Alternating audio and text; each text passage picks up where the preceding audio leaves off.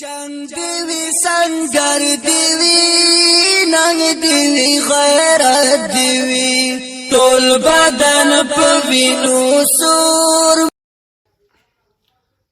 بسم الله الرحمن الرحیم. زما عزیزانو نن در سره د پښمنی او د رجمات متعلق یو څو مسائل شریکوم. تاسو سره زما ان شاء الله سلسله وار د روجي هغه مسائل شروع دي. نو نن به پکې د پښمنی او د رجمات متعلق مسائل ذکر کوو چې پښمنی سټیم کول پکار دي او هغه په څه طریقې سره کول پکار دي. دا رنګ رجمات په سمانی کول پکار دي او په کم ټیم باندې کول پکار دي. نو مختصر شان کلیپ ته محترم او ډیر ضروری دی تاسو د پاره دا واوري نور ملګرو سره هم شریک کړئ. د ټورونه اول خو دا چې پښمنه کول زموږ پیغمبر علیه الصلاۃ والسلام د باره کې ډیر حدیث راغلی خو یو مختصر شان حدیث درته ویم. پیغمبر علیه الصلاۃ والسلام فرمایلی دي چې د پښمنی کې برکت الله تعالی چولې دی. نو خامخا چې یو سړی پښمنی کې لکشان خوراک مو کې نو ټول ورځ بدته دغه لکشان خوراک کافی او بدی کې ورته الله تعالی برکت اچي. دا خو د پښمنی متعلق حدیث مبارک دی.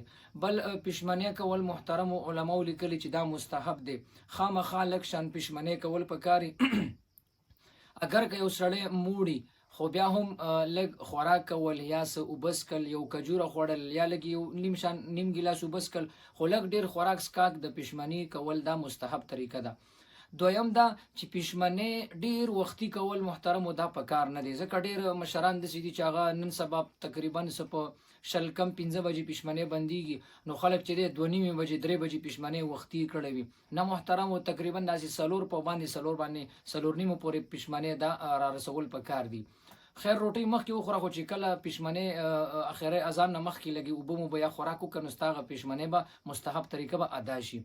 بل خبره ده محترم مدیر پر علماء لیکلي دي چې دا شپه چې کومه ده به شپږ حصے تقسیم کی شپږمه حصہ چې کومه جوړیږي دا د پښمنی د لپاره مستحب وخت زمونږ مشرانو د غرنګ لیکلي دي. بل دا مسله هم یاد ساتي اکثر خلک په دې کې داسې غلط خطا هم شي چې آیا یو کور او د پاتې شي او هغه په نهر روجو ونیسي نو په نهر باندې روجا کیږي کني کیږي. بالکل محترم په نهر باندې روجا کیږي. دا غلطه خبره ده چې په نهر روجا نه کیږي بالکل کیږي محترم. بل خبره دا یو سړی را پاسي او هغه مثلا پښمنه او کو هغه ته پته نشته دغه ټیم اعلان کې اذانونه شوي دا د ټیم نه خبر نه بیا ورسته ورته پته ولګي چې ما سره ټیم پښمنه کو خوراک چې مې مسکل هغه خو سحر شو نو د دا روجا نکیږي. خدا روجا نکیږي دا بیا خوراکم نه کوي. ګوره تر ماخامه پورې د روجدارو خلکو سره مشابهت اختیاري نور خوراک سکاک به د روجې د ادب احترام د وجې نه کوي. دا هغه بل مسله ده.